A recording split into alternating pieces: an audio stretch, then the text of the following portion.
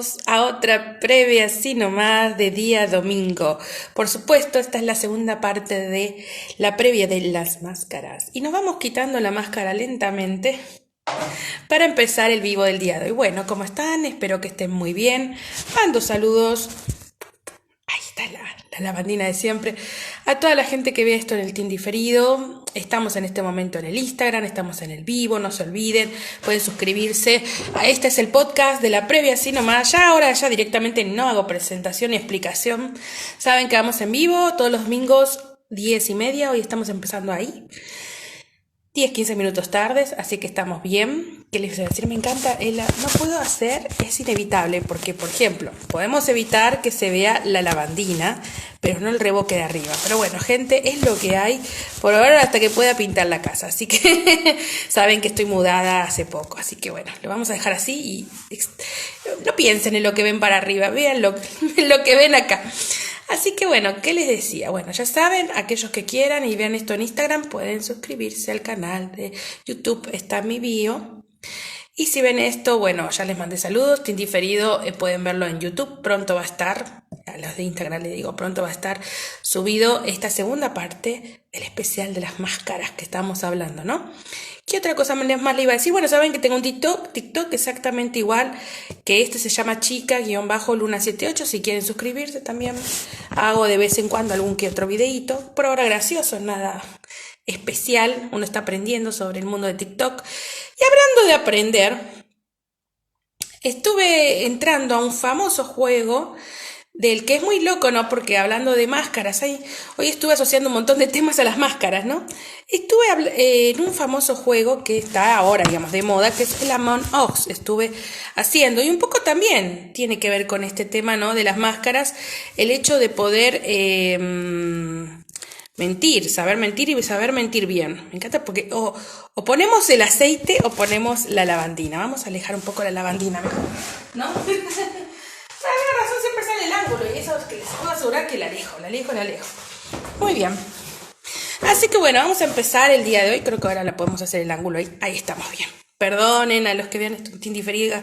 Mariela, ¿no lo encuadraste antes? Sí, lo encuadré. Lo que pasa es que no le presté tanta atención porque hoy veníamos un poco lento con el tema de empezar, ¿no? Entonces digo, bueno, tenemos que empezar lo más temprano posible o en horario posible.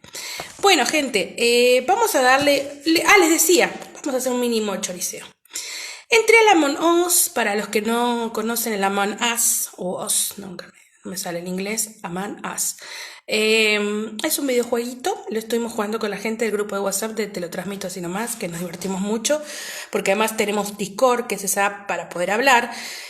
Es mucho más fluido cuando se puede hablar en el juego, por supuesto. Igual no hacemos trampa, ni mucho menos, o sea, hablamos, pero tenemos como nuestras reglas de cuándo hablar, cuándo no. Obviamente, si alguien está muerto, no tiene que decir quién fue, ni mucho menos. La historia, para aquellos que no conocen el videojuego y quieren bajárselo, la app está buena. Yo ya jugué esto, pero en vivo y en directo, que es Mafia, que es muy parecido a la historia, solo que más organizado. El Among Us no es tan así. Se supone que uno es parte de una tripulación, de una nave. Vos tenés que hacer tareas en el espacio, qué sé yo, o sea, dentro de la navecita. Y si terminás de hacer todas las tareas, ganás. Después hay uno o dos, depende. Yo la otra vez jugué con 3 impostores.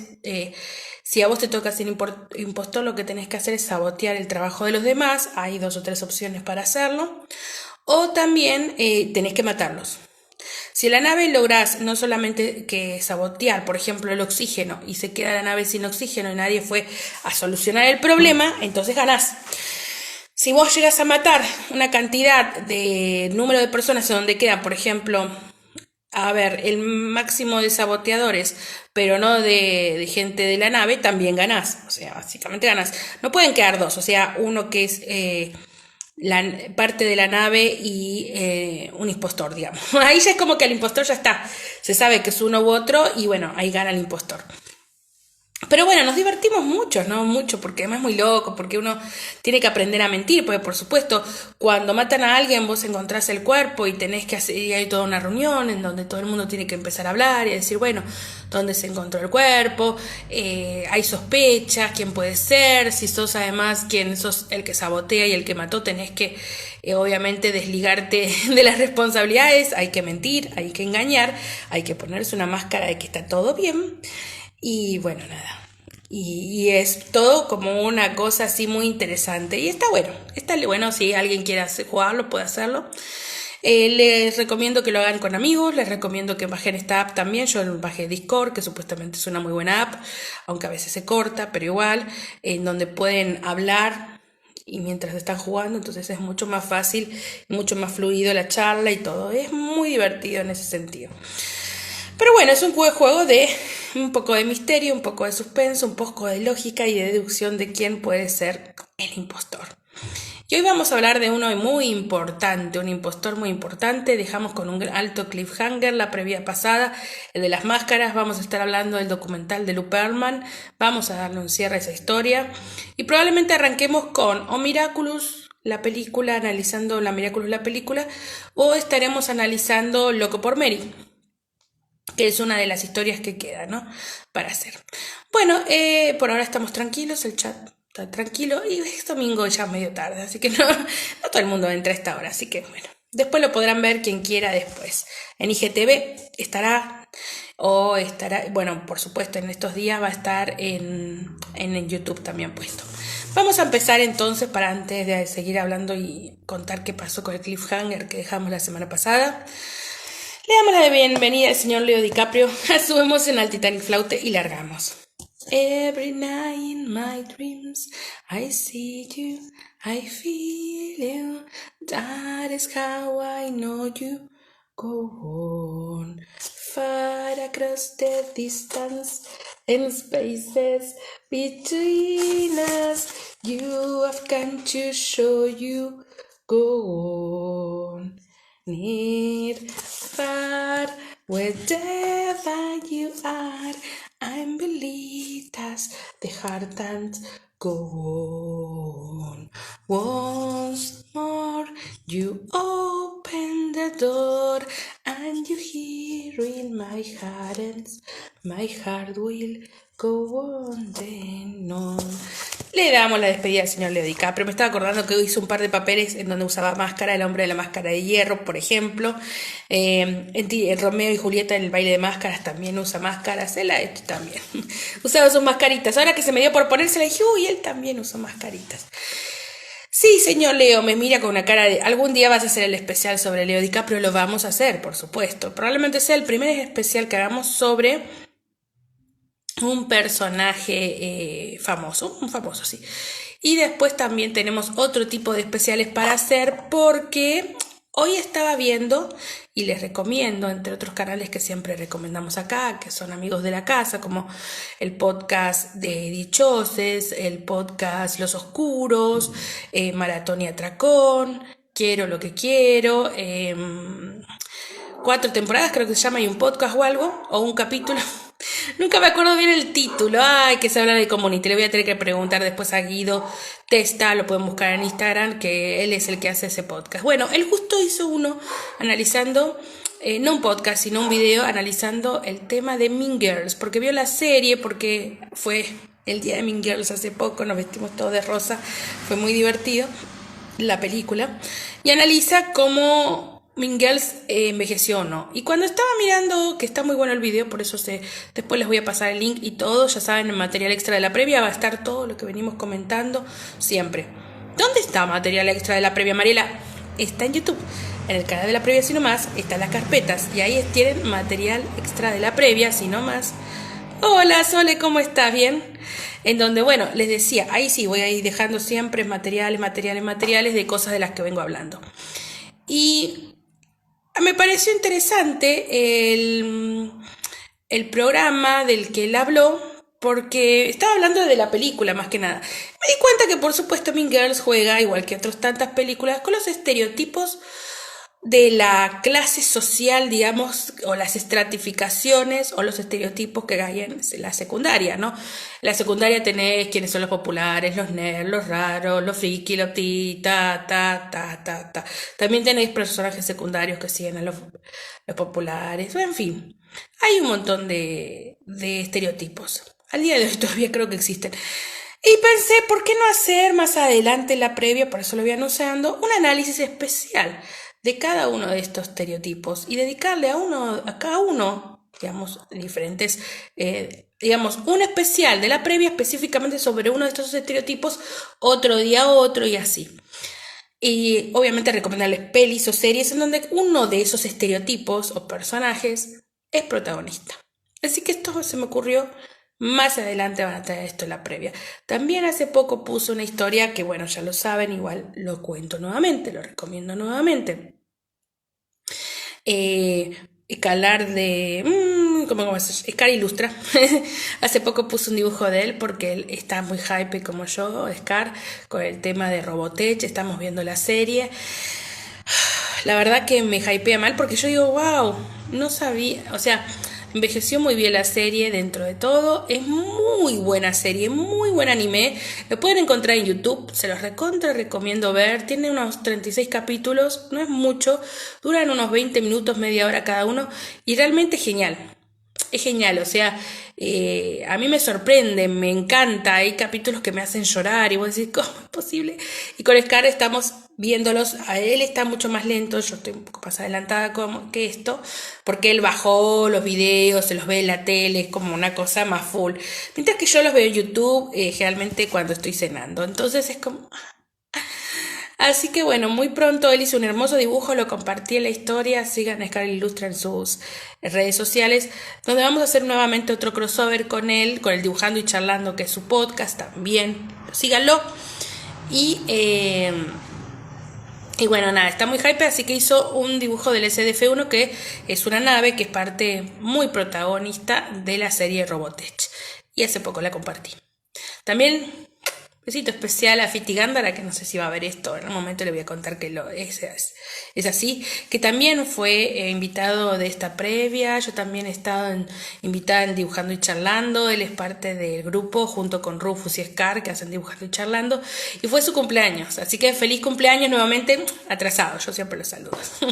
Así que bueno, gente, ¿qué más les iba a contar? Bueno, no mucho más al respecto. Había una cosilla más antes de volver al tema de Luke Perlman que les tenía que decir. Algo de las máscaras me estaba como acordando.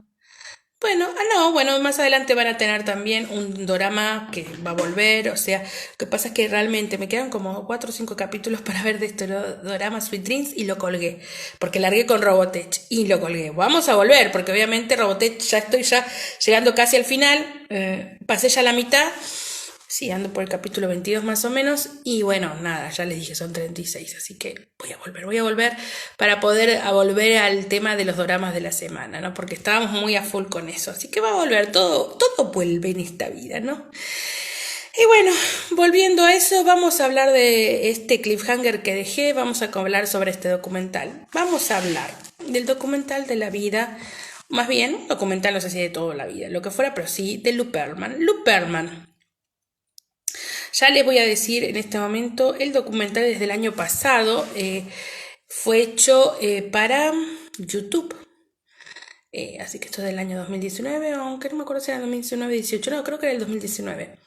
El productor del documental es Lance Bass, quien algunos lo conocerán porque alguna que otra participación hizo en alguna que otra ficción, pero más que nada porque era uno de los miembros de NSYNC, o esta boy band de finales de los 90, comienzos del 2000. Bueno, voy a hacer una breve síntesis de lo que hablamos la otra vez para poder avanzar con la historia y llegar al cliffhanger. ¿Qué sabemos del señor Luke Perlman? Bueno, él era un productor. Primero se supone que él era dueño de una empresa de aviación, Transcontinental se llamaba, creo que se llamaba Transcontinental, algo así. Que básicamente le alquilaba los aviones y pues los privados. Era una pequeña empresa. Y él a mediados de los 90 conoce a los New Kids on the Block, que eran una banda, una boy band muy conocida en ese entonces que tenía mucho éxito. Y él queda bastante intrigado con el tema de las boy bands porque dice, apa, acá hay dinero. Ganan mucho mejor y es un negocio mucho más interesante hacer boy bands que crear una boy band que el hecho de poner una empresa de aviación. Porque él descubre más o menos cuánto era que ganaba los New Kids y todo, hablando con un conocido. Los conoce porque ellos rentan uno de estos, alquilan, digamos, una de estas avionetas de él para ir a un concierto que tenían que dar en Orlando, Florida, por ahí. Y Transcontinental tenía su sede en Orlando, Florida. Bueno, el tema es que él dice, es buen negocio este. Y ahí empieza a buscar y a hacer casting de chicos para lo que luego serían conocidos como los Backstreet Boys, parte de una boy band muy importante de finales de los 90, comienzos del 2000. De alguna forma, él creó toda una era, sin saberlo en su momento, ¿no? O una parte, digamos, de la música, o sea, sin querer o no hizo historia porque fue la época de las boy bands y de la música prefabricada y muy a full con el pop y otras cosas. Pero bueno, y realmente fue un boom, porque este hombre fue el creador de la banda Backstreet Boys y de la banda NSYNC y de otras más. Pero bueno, vamos un poco más a la historia, más rápido del asunto. Bueno, el asunto es que él hace un casting para conseguir miembros para la boy band. Así es que conoce a los miembros de los Backstreet Boys, que me lo sé de memoria porque yo era fan de los Backstreet, que eran Nick Carter, AJ McLean, Kevin, no me acuerdo el apellido, eso sí, Kevin, Brian y Howie D. Y bueno, estos 5 miembros, él en ese momento les presenta a 2 conocidos de él, que contrata gente, una señora que era Donna, que se llama, que era de la infancia, amiga de la infancia de Lou Pearlman, y a otro muchacho que ahora no me acuerdo el nombre, y ellos 2 son los que lo van a acompañar y lo van a ayudar a él y a la banda a ser quienes son, o sea, producirlos, buscarles entrevistas, recitales y todo, y entrenarlos. Los miembros de la banda Backstreet Boy, ellos contaban, en este caso, el que va a estar en el documental es AJ, que es como el que habla en representación de la banda. Nos va contando, ¿no? Un poco que yo ya también había visto entrevistas a ellos y contaban, ¿no? Que Lou Pearlman era una persona bastante como un rico, bastante extravagante, una especie de un Papá Noel, que por un lado te pintaba un mundo de rosa. Un mundo en donde estos chicos jóvenes que tenían, por supuesto, sueños de fama y de gloria y de música y todo, iban a alcanzar su sueño, iban a ser famosos, iban a ser millonarios. Esto era así, en parte sí. Lo que pasa es que él se le decía todo esto cuando todavía nada de eso pasaba. Y tenía una vida de mucha plata. Él les alquiló una enorme mansión para que vivan los Backstreet Boys, los entrenaba full, los hacía pasear. Él me decía, AJ, las primeras veces él nos iba a buscar, por ejemplo, a las casas o lo que sea, en un Rolls Royce, que es como un auto re caro. Y tenía una vida de lujos, wow. Y otra cosa que le gustaba mucho era hacer una especie como de, a veces, reuniones o cenas en restaurantes caros, reuniones familiares, decía él, donde unía a todos. Nos metía a la banda, a nuestras familias, teníamos estas charlas largas, la pasábamos súper bien, teníamos una mansión hermosa con una bonita pileta y era todo lujo. Dice lujo a full. Y claro, nos llenó todo en la cabeza de esto. Y por supuesto, en muy poco tiempo, él empezó a conseguir entrevistas y que cantara en recitales, más allá de que los entrenaba y todo. Y entonces los Backstreet Boys empiezan a hacerse famosos con sus canciones. Get Down fue una de las primeras, después la... With Playing Games with My Heart es otra de las grandes canciones que serían famosas. Ya se los catapultaría a la fama Everybody, y después había otra canción que también es As Long As You Love Me, que también es muy conocida, y todas ese tipo de canciones, bueno, los sepultaron la fama. Entonces, bueno, Ellos en principio empezaron con una fama o laburando mucho en Alemania porque había pegado un par de canciones, después en Latinoamérica hicieron giras, así los conozco yo también, yo los conocía de algunos que otros videoclips, los fui a ver recitales, vinieron a Estados Unidos y les estaba costando un poco entrar a Estados Unidos hasta que empiezan a ser famosos. Y había mucho laburo, o sea, laburaban a full, decía AJ. La pasábamos lindo, dice, los pocos momentos que teníamos tiempo. No veíamos a mucho a nuestra familia, es la realidad, estábamos como metidos en una vorágine de laburo, y realmente nos estaba físicamente agotando, pero la estábamos pasando bien, a donde fuera que teníamos fama y estaba todo genial. Cuando hace una movida extraña Lou Pearlman, y es que crea NSYNC. Mientras él estaba trabajando con los Backstreet Boys, crea a NSYNC, otra boy band. Pero inclusive lo que contaban los de NSYNC, bueno, acá sí hay como 3 o 4 miembros que van a hablar. El único miembro que no habla en el documental es Justin Timberlake, pero se habla la mamá de él, como quien dice, representando la historia de Justin, ¿no? Obviamente Lance y su mamá hablan, que Lance es el productor, por supuesto, y después 2 más que ahora no me acuerdo cómo se llaman, pero que sí eran parte en sí. Creo que uno también era Jay, no me acuerdo cuánto, y otro más. Bueno, van contando un poco lo que era la historia de ellos. Y el caso del NSYNC es que empiezan de forma oculta, o sea, ellos dicen, inclusive los documentos que ellos gastaban en plata para nosotros, para entrenarnos, para tenernos una casita también en donde nos ponían a entrenar a full, o sea, con baile, con música y todo. Una de las cosas más importantes para Lou Pearlman, irónicamente, era que no mintieran, porque ya había pasado en los 90 de que habían hecho playback muchos cantantes en lo que es en sus presentaciones, más que nada por un tema de que sean los cantantes que bailaban muy, el pop era muy de esos, bailaban y que tenían que hacer como una performance, se quedaban sin aire, entonces había mucho playback y muchas veces si el playback no funcionaba o lo que fuera, bueno, la gente empezaba a acusarlos. Y ya había habido una banda que inclusive había tenido videoclips, había sido famosa y todo, y los chabones hacían playback y los que cantaban no eran ellos, eran otras personas. Entonces este tipo de cosas ya estaba como en la visión. Por eso él quería chicos que canten bien, que bailen bien y que obviamente se vean bonitos y jóvenes, ¿no? Entonces, bueno, él entrenaba a estos chicos para que puedan bailar mientras cantaban sin quedarse con aire. Sin quedarse sin aire. Inclusive los New Kids on the Block en sus presentaciones contaban, ellos no cantaban, hacían playback en la mayoría de los momentos, porque bueno, bailaban además. Bueno, no, y bueno, fue como muy importante, inclusive al día de hoy todo el mundo está como, bueno, no hagan playback, qué sé yo, en algunas ocasiones se hace, pero bueno, tanto Backstreet Boys como las bandas, como en pop, todo lo que sea performance de baile y todo, generalmente se pide no hacer playback.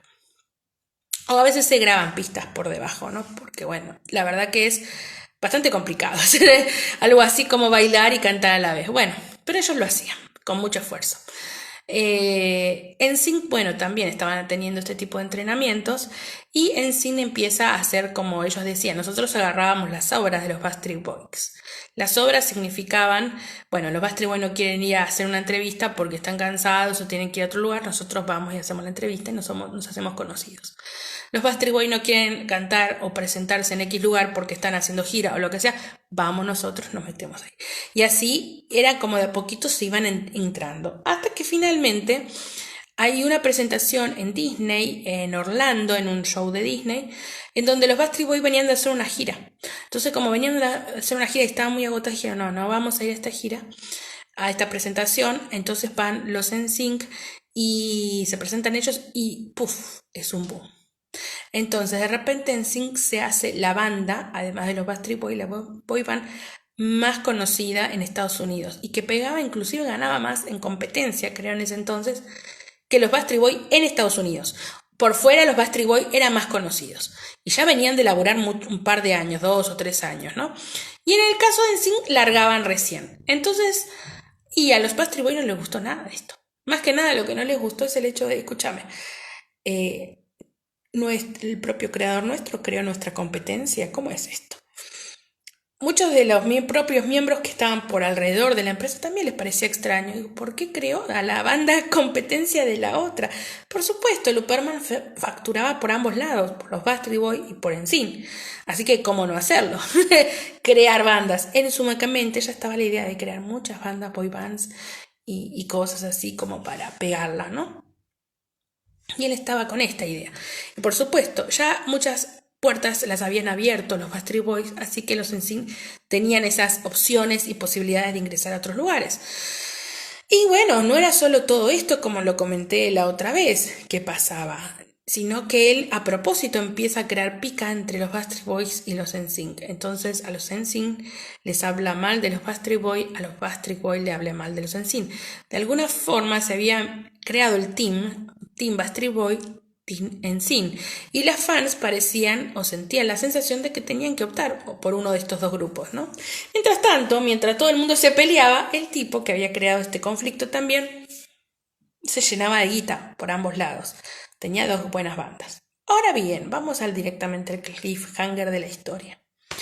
Porque todo esto sucedía.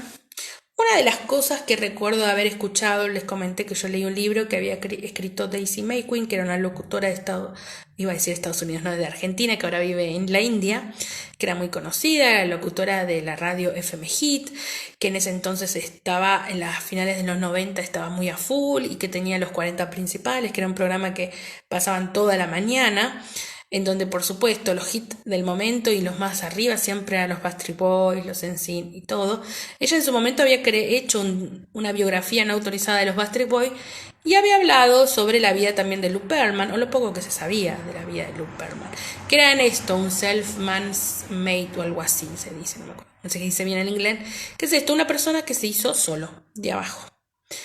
Una de las cosas, creo que lo de las limusinas, además de que ellos lo comentan en el documental, creo haberlo leído también en este, ¿cómo se llama? Libro. Y una de las cosas que me acuerdo que me llamaba mucho la atención, no sé si fue en una entrevista o en el libro, que decía uno de los Backstreet Boys, contaba esto de que él los iba a buscar en Rolls Royce y en cosas famosas, Luperman. También había una cuestión de que él decía cosas como yo les asombraba, obviamente, siendo desconocidos al principio, que alguien lo venga a buscar en un Rolls Royce y lo lleve a una mansión. Según Luperman decía, chicos, si ustedes tienen que ser famosos, tienen que aparentar ser famosos. O sea, ya tienen que vivir como si fueran famosos. Todo eso te da un dejo y una pista de quién era en verdad quién era Luperman. Bueno, obviamente ellos chochos con todo esto, ¿no? A su vez, una de las frases muy interesantes que da, creo que DJ McLean, que dice que cuando empezó en el mundo del espectáculo con los Backstreet Boys, una persona una vez les dijo, mira, siempre tenés mucho cuidado en el mundo del espectáculo. ¿Por qué? Porque mientras vos estás arriba del escenario cantando, el negocio se te puede estar escapando de las manos y vos no te das cuenta. En parte tenía razón. Bueno, ya para ellos, esto de que Luperman haya creado a los NSYNC y era molesto. Especial porque Lu siempre se había puesto de su lado con un montón de cosas. Ellos eran jóvenes adolescentes. Él, como les digo, tanto a los Backstreet Boys como a los NSYNC los tenía en una cajita de cristal, en colchón de seda. Él los llevaba a los mejores restaurantes, a los mejores hoteles. Ellos ya eran famosos, obviamente, pero lo hacía antes. Los había entrenado. Él había conseguido como monopolizar al grupo, porque creaba el grupo, era el manager del grupo, era quien entrenaba el grupo, era como que todo lo hacía él. Y para muchos de ellos, él era un referente, en especial para gente que le faltaba familia o carecía tal vez de una figura paterna fuerte. El caso de Kevin, de los Backstreet Boys, que había perdido a su papá. AJ dice, Kevin lo quería un montón a Lu porque lo veía como un padre, una figura paterna. Sabemos que también hay muchos escándalos alrededor de la vida de Nick Carter y de su familia. También en el documental habla a favor de Luperman Aaron Carter, el hermano menor de Nick, quien también fue, digamos, su carrera patrocinada por Luperman, producida, creada y todo. A lo que a Aaron le cuesta mucho realmente ver lo que pasó, se nota en esto del documental, y él dice, yo estaría en la cárcel si no hubiera sido por Luperman. Muchos de nosotros no sabemos dónde estaríamos si no hubiera sido por él.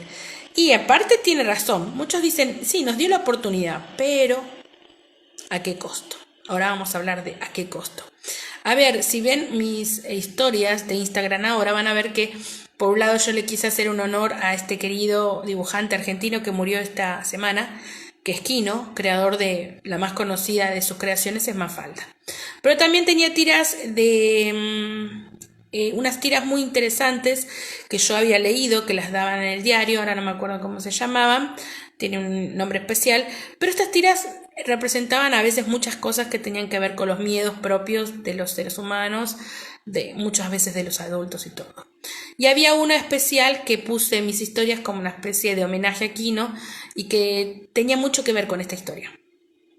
Porque una de las cosas que mencionaba en la historieta, que ustedes pueden ver a un señor mayor que tiene a un joven que está en una carpintería trabajando, y este señor mayor le dice, bueno, mira, vos fijate, dice, que es cierto que yo te debo sueldos y todo, pero vos pensás que con la plata yo la invierto acá en el trabajo y en que vos tengas tu trabajo y tus materiales de trabajo, etcétera. Así que de cierta forma, pues quédate tranquilo, porque vos por las noches podés dormir tranquilo, porque el trabajo no te va a faltar.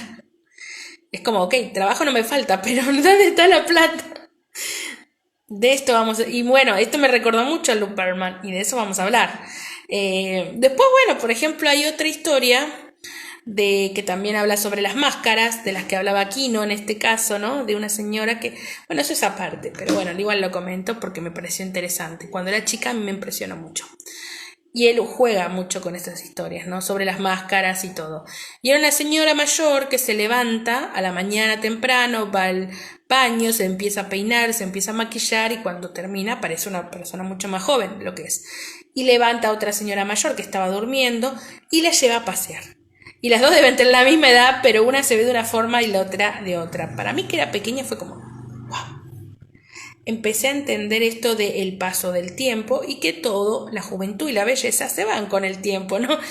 En fin, ¿a qué viene esto? Nada, pero estamos hablando también nuevamente de una máscara, ¿no? Por supuesto, de cómo es algo que hay cosas que las mentiras se caen, las cosas no se pueden tapar, uno es quien es, uno es, una de las cosas que les dije cuando hablamos consejos, si quieren, de los catfish, es esto, ¿no? No mientan sobre quiénes son.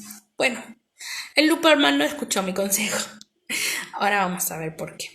Lo cierto es que, como les decía, Luperman facturaba, la empresa Transcontinental facturaba, los patrocinadores y todos los inversores, digamos, en los Bastard Boys en sí facturaban y ganaban muy bien. Pero ¿qué pasaba con ellos? Y ahí vino el problema. Yo les conté, y con esto quedé con el cliffhanger la otra semana, de que de repente sucedió algo.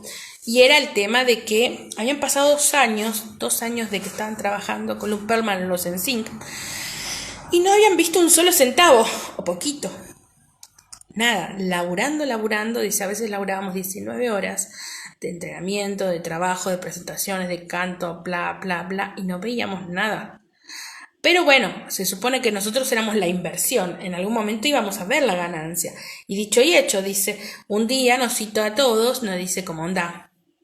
Ahora viene la paga, habían pasado 2 años de todo esto, por supuesto, dicen, nos faltaba, teníamos la alta casa, la gran vida, la alta lujos, todo, pero la plata, ¿dónde está? Es más, hay la mamá de uno de los NSYNC, Lance, decía, Luperman era muy hábil para decirte lo que vos querías escuchar y para incentivarte en tus sueños. Ahora bien, uno sabía que algunas cosas que él decía no podían ser reales. En un momento dice, cuando me conoce me dice, ¿vos sos la mamá de Lance? Yo le dije, sí. No, perdón. Sí, no, sí era la mamá de Lance la que dijo eso. Le dije, sí. Y me dice, ¿a qué te dedicas? ¿Sos docente, no? Y dice, sí, yo soy docente, le dijo ella. Y él dice, bueno, ahora tu hijo va a ser re famoso y todo, y vos ya no vas a tener que trabajar de docente, vas a ver, qué sé yo.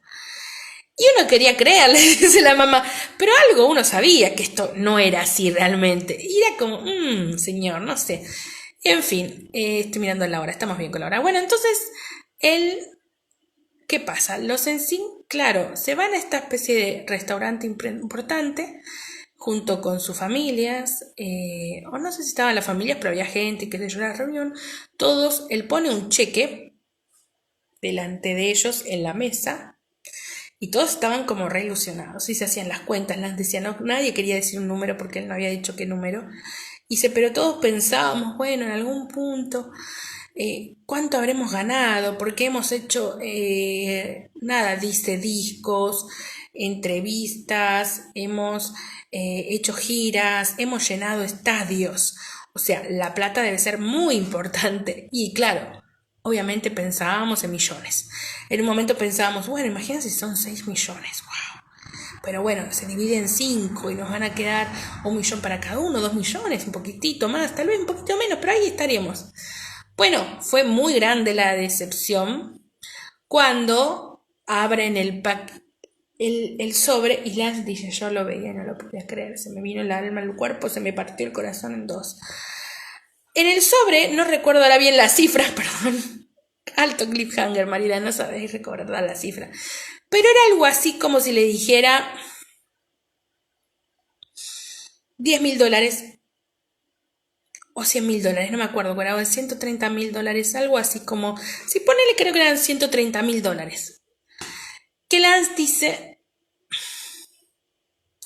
a ver, a ver, no es por desperdiciar $130.000, que era mucha plata. Nadie dice que no sea plata. Era mucha plata. Cada uno tenía la misma cifra. Ahora bien, dice, si uno hacía las cuentas de todo lo que habíamos ganado, de todo lo que habíamos hecho y lo que sea, la factura no tenía que ser $130.000. Dice, tenía que ser mucho más.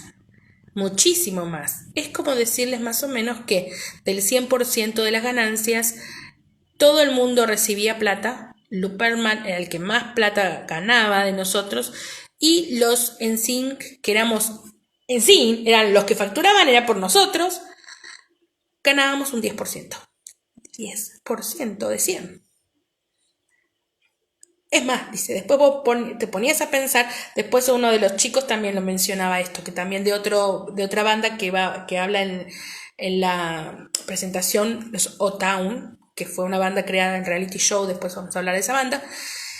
Y él dice, a ver, todo muy lindo, dice, pero me doy cuenta que yo estaba ganando en un año. Hola, ¿cómo está Javi? ¿Bien? Y bueno, el chico este decía, nosotros estábamos ganando, dice, nosotros llenábamos estadios, éramos famosos, estábamos hablando de las boy band de las épocas de los Backstreet Boys, yo no sé si alguna vez escuchaste alguna canción de esas en cine y todo, y de cómo los cagó su representante.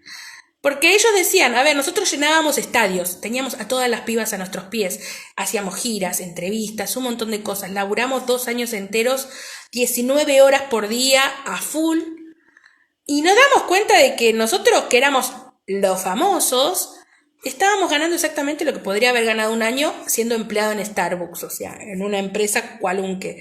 Y era, ¿cómo puede ser que del 100% vemos el 10%? No entiendo.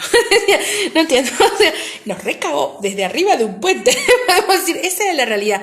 Luperman se estaba cagando. Y los NSYNC lo vieron. Eso fue como, oh my god.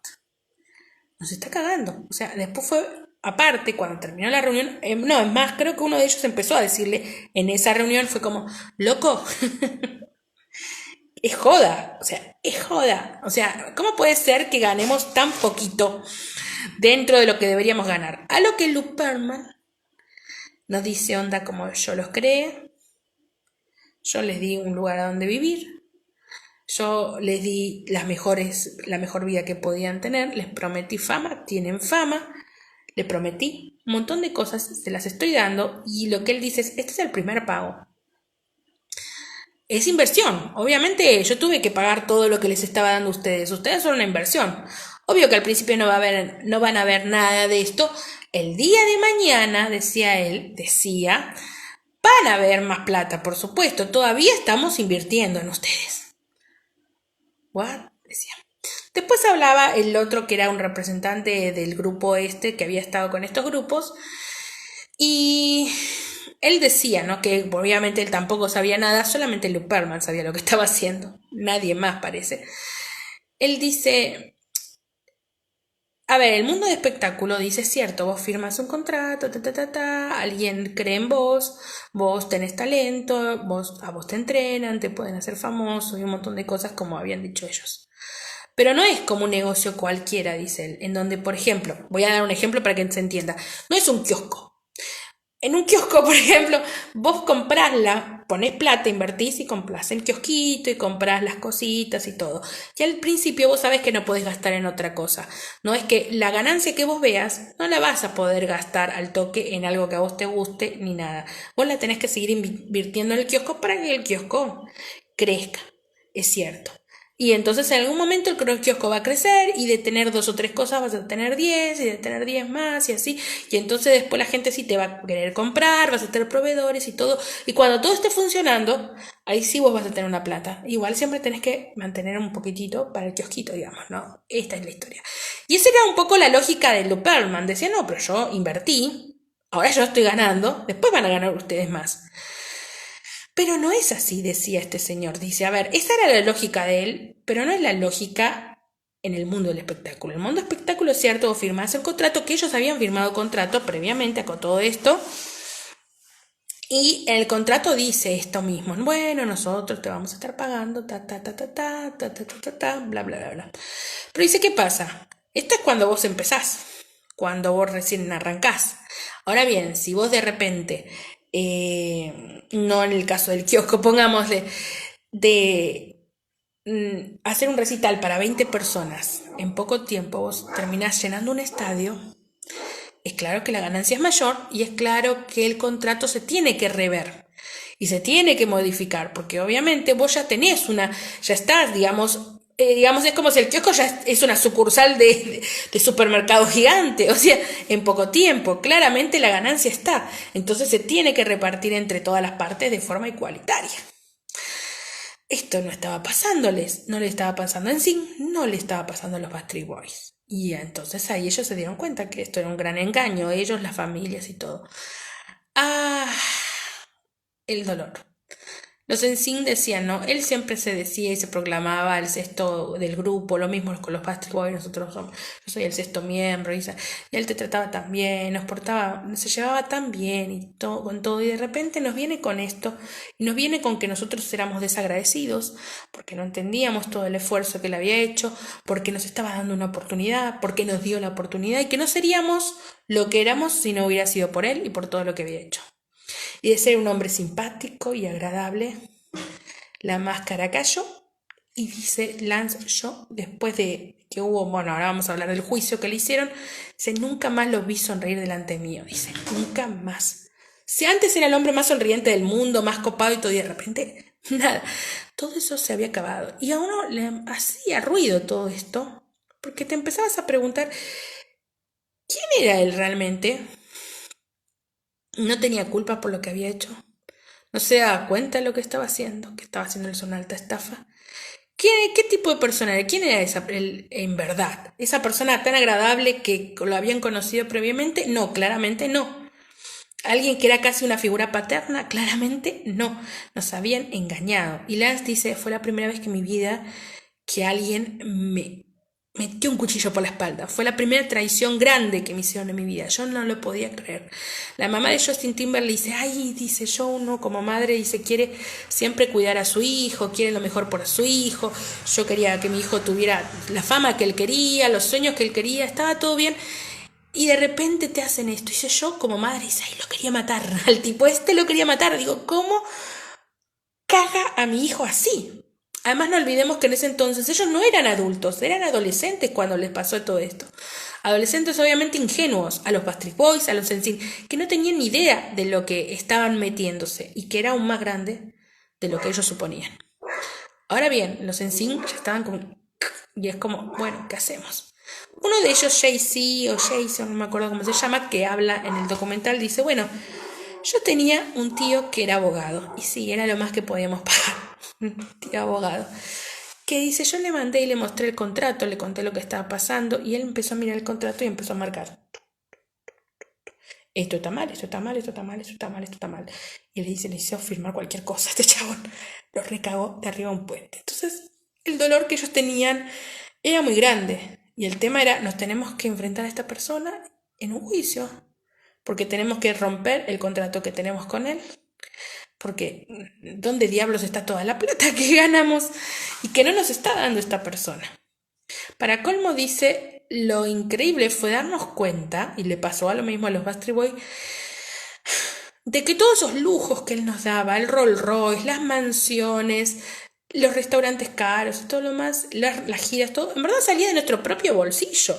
Él estaba pagando con lo que la plata que se supone que era para nosotros, todos esos lujos. Que tampoco era 100% necesario, pero fue una forma de convencerlos a los chicos de que estaba todo bien y de que iban a ganar un montón, claramente, y así engañarlos y quedarse con la plata de ellos, una vez que ya eran lo que eran.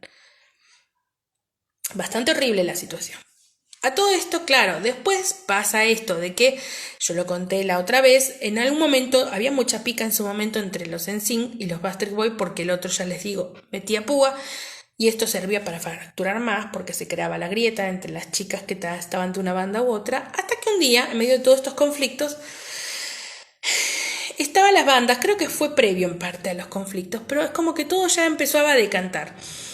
Las bandas estaban en Orlando juntas, haciendo shows alrededor, cerca o lo que fuera, y en un momento parte de los miembros de los NSYNC deciden ir a almorzar en un lugar. Y también al mismo lugar querían ir 2 o 3 miembros de los Backstreet Boys, entre ellos Brian, y no me acuerdo si había alguien más, pero gente del grupo. Y fue como, bueno, ok, dale, que cenen juntos estos dos, este grupo.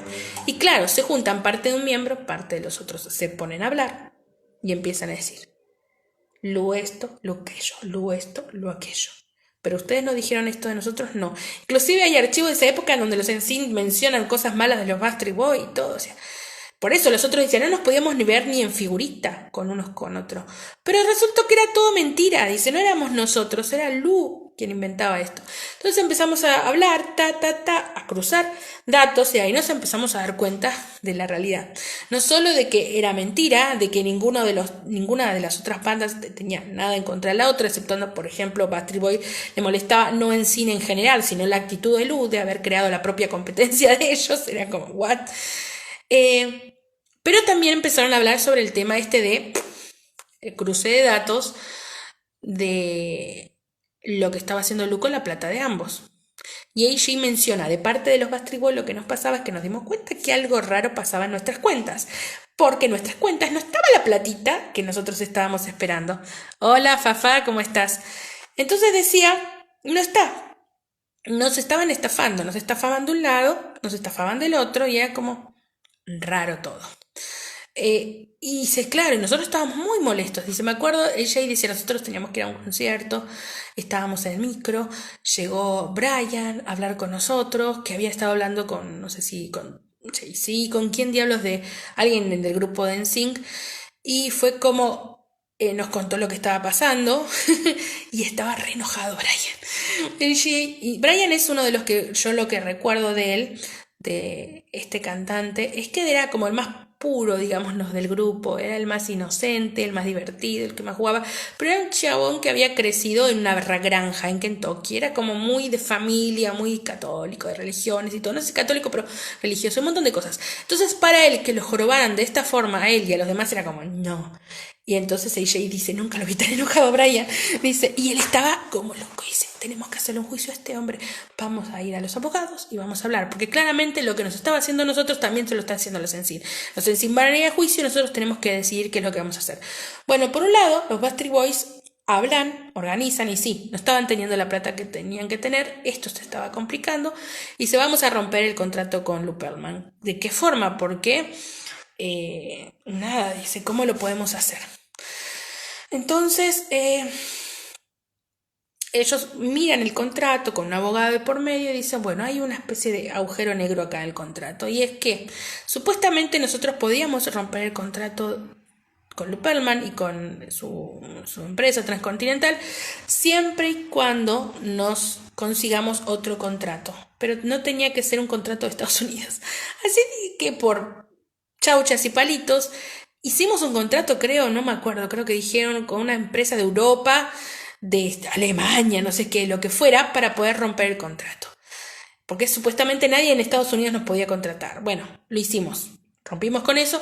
No solo eso, obviamente hubo que pagar regalías y plata de por medio, no sé cuánto cada uno, pero un montón, por haber roto el contrato con Lu Pearlman. Dice, es increíble, ¿no? Uno puede pensarlo, increíble, ¿no? El hecho de que el tipo te cague, vos le tenés que poner plata encima para que no te sigas cagando. Pero bueno, finalmente los Backstreet Boys se liberan de Luperman. Y sí, ya empezó a hacerse una bola de nieve en donde la gente empezaba a entender que algo raro pasaba. Ahora bien, ¿qué pasa con los NSYNC? Bueno, los NSYNC van a juicio. Es más, ellos decían, había fans nuestras afuera rezando para que nos vaya bien y todo. Y estábamos nosotros de un lado, estaba Lu del otro, y Lance dice, nunca más lo vi sonreír, menos en el juicio. Claro, porque ¿qué es lo que pasó cuando nosotros dijimos que íbamos a ir a juicio y él, nada, cambió completamente su identidad con nosotros? Dice, él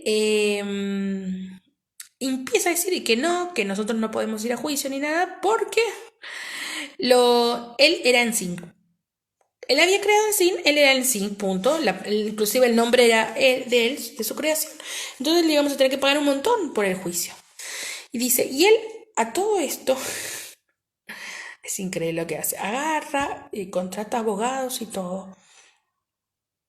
Dice, pero bueno, fue a la jueza y le dijo, no, porque yo soy NSYNC, hasta que la jueza se dio cuenta que esto era una alta estafa, digamos, a lo que nosotros nos estábamos pidiendo, dice Lance.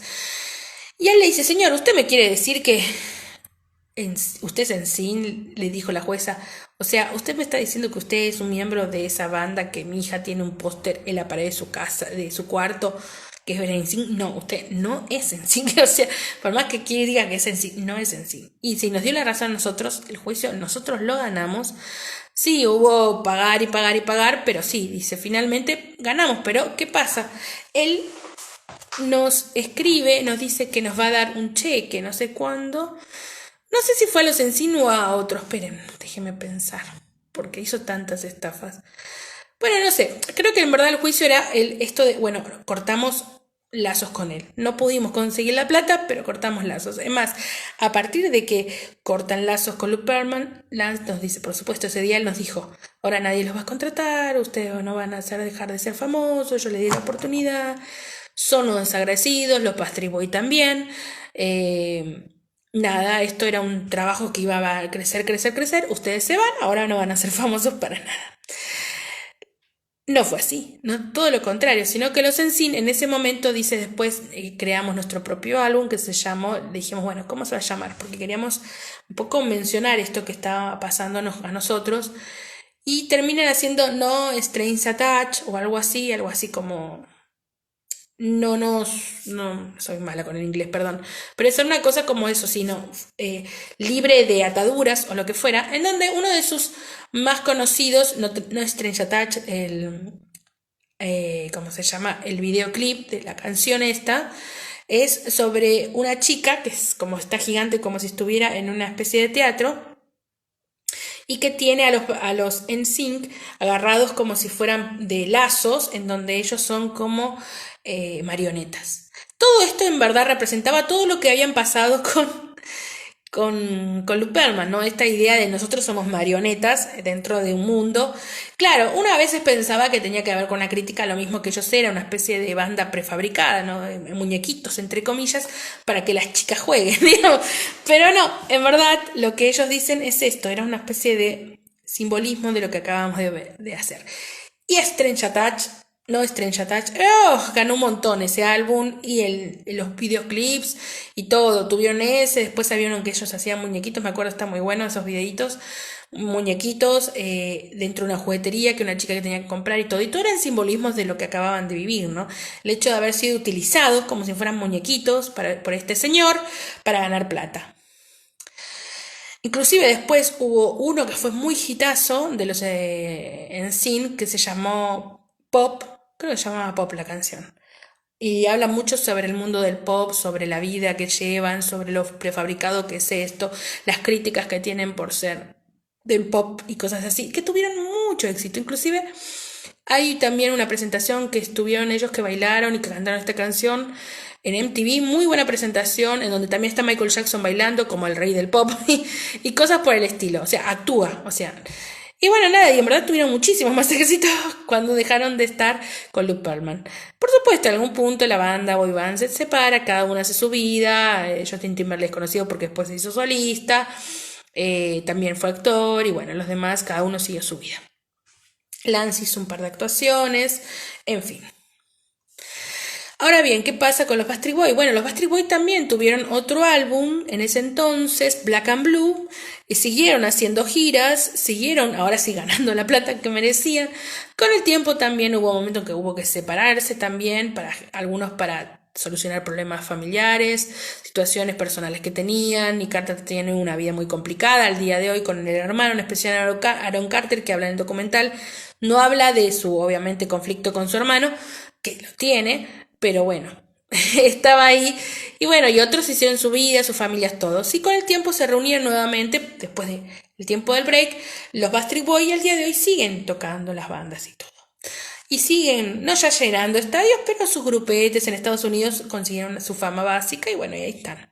A veces vienen acá a la Argentina y ya no llenan el estadio, pero sí te llena un teatro. Digamos, las viejas fans lo siguen. Yo ya pasé por esa etapa, ya está.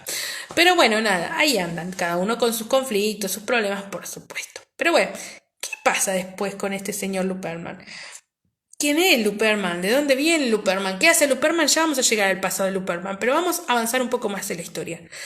Termina la relación con los Backstreet Boys, termina las relaciones con los NSYNC, y este señor, ¿qué hace? Uno diría, bueno, nada, se ganó la peor de las famas, porque todo el mundo sabía que supuestamente era alto estafador de estas dos bandas que había creado. Pero él insistió en que no, insistió en que iba a ser, ¿cómo es que se llama? Iba a seguir haciendo bandas. Tanto es así que hacen un reality show en MTV y lo contratan en MTV, aún así con los juicios y con todo, para crear bandas. Y ahí nace O-Town, que también les contó la misma historia, y otras banditas más que nacen y que están en la historia, que hay una banda, ya les digo el nombre, Take Five, que también la crea él, y O-Town fue la banda que se creó en este reality, como acá fue Mambrú, Bandana, bueno, y Take Five, no, por fuera, que era una banda latina, y después había otra, no sé si era Take Five o otra, que era la banda de mujeres que creó, banditas chiquitas. Ahora bien, ¿qué pasaba con esta gente? Uno de los cantantes más conocidos en ese entonces de O-Town, yo veía la cara y digo, este muchacho lo conozco de algún lado. Claro, porque yo había visto el reality show de MTV, donde estaba Luperman. Decía, bueno, nada, todo el mundo había hablado y todo el mundo había rumores de lo que Luperman había hecho a los Backstreet Boys en sí, o sea, el juicio, o sea, había habido juicios y todo, o sea, él los había perdido y todo, pero aún así tenía la fama. Y él insistía en que nada, que los desagradecidos eran ellos y que no había tenido malas intenciones de cagarlos ni mucho menos, y que ellos habían ganado supuestamente la plata que decían que no habían ganado, pero no estaban conformes. Entonces, bueno, uno quería creerle, dice, y él te contaba cada historia que, como para no creerle. Lo cierto es que con ninguna de estas dos bandas va a tener, las tres bandas o cuatro, van a tener los éxitos que tenían ni con los Backstreet Boys ni con los NSYNC. Y cosas pasan, cosas que uno no sabe si son tan reales o no. Uno de los no se sabe, eso es como que queda un poco la nebulosa. Uno de los cantantes, igual lo mencionan, porque había que mencionarlo, obviamente, el documental, el cantante principal de O-Town, muchacho muy joven, al día de hoy muy bonito, hegemónicamente hablando, decía él, había otros rumores sobre Luperman, rumores que la gente hablaba, pero uno no sabía si eran reales o no. Los rumores es que a él le gustaban los muchachos bonitos, y que le gustaba tocarlos. ¿Pedófilo? No sé. No se sabía, nunca se había hablado si tenía pareja o no, ni quién era su pareja, nada, no tenía pareja. Luperman siempre parecía como una persona muy copada, pero no tenía una vida personal que uno le conociera 100%, ni qué gustos tenía. Lance, que fue también hizo historia en su momento, porque después de los NSYNC, todavía estaba dentro de los NSYNC y todo, cuando ya estaba terminando la banda, decide hacer lo que comúnmente se llamaba en ese entonces salir del closet y decir que él era gay. Lance dice, que es el productor del documental, dice, yo era gay, yo no se lo había contado a nadie en su momento, yo lo veía a él y yo veía ciertos comportamientos que a mí me parecía que él era gay también, siendo yo quien no contaba mucho ni decía nada, dice, a mí me parece que también, pero él no decía nada. A su vez, dice, ¿qué pasaba? lo que se decía es que él, dice Luz, siempre venía, te abrazaba mucho, te decía lo mucho que te quería, nos decía todo cuando estábamos con la banda, lo mismo cuando estaba, era muy simpático, siempre venía atrás tuyo y te hacía como masajes, toqueteaba, digamos. Pero no se salía del límite, entonces uno nunca sabía, ninguno ni sus conocidos tenían ni idea de qué era lo que le interesaba. Y otra cosa que hacía, y lo muestran en el documental, y Town decía, cuando estábamos practicando los bailes, las cosas, las coreografías, él estaba sentado ahí delante nuestro y nos pedía que nos sacáramos la remera, porque quería ver nuestros bíceps. Y decía que era porque las chicas iban a querer vernos y tenía que ver él si estábamos en forma, si no teníamos que hacer gimnasia y todo. Y él nos decía, hagan gimnasia, nos enseñaba a hacer gimnasia, nos estaba tocando, digamos, sin llegar a límites raros, pero estaba en eso. Y si uno no sabía, escuchaba rumores o no, o no sabía. Hasta que el cantante de Town dice, una vez me pasó una situación muy particular con él. Un día me invita arriba del hotel a su habitación y algo pasa. Lo contamos acá en la segunda parte. ¿Qué es lo que sucedió?